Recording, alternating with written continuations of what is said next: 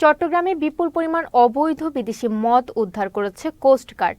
গোপন সংবাদের ভিত্তিতে শনিবার ভোরে চট্টগ্রামের হালিশহর থানার ডগিরখাল এলাকায় অভিযান পরিচালনা করে পরিত্যক্ত অবস্থায় এসব মাদক উদ্ধার করে কোস্টগার্ড বেস চট্টগ্রাম।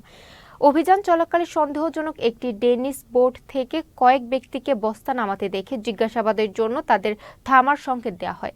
পরে তারা বোট এবং বস্তাগুলো জঙ্গলে ফেলে পার্শ্ববর্তী প্যারাবন দিয়ে পালিয়ে যায়।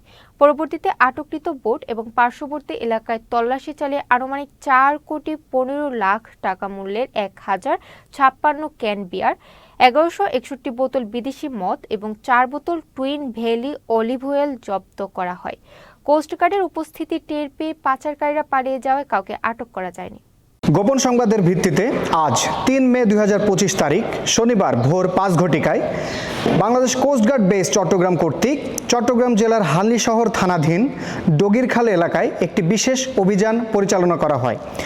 অভিযান চলাকালীন উক্ত এলাকায় সন্দেহভাজন কয়েকজন ব্যক্তিকে একটি ড্যানিশ বোট হতে বস্তা নামাতে দেখা যায়। এ সময় কোস্টগার্ডের আভিযানিক দল কর্তৃক তাদের থামার সংকেত দিলে তারা বোট এবং বস্তাগুলো জঙ্গলে ফেলে পার্শ্ববর্তী প্যারাবন দিয়ে পালিয়ে যায়।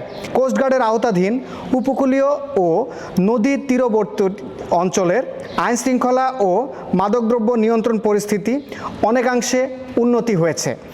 মাদক পাচার রোধকল্পে কোস্টগার্ড এরূপ অভিযান ভবিষ্যতেও অব্যাহত রাখবে।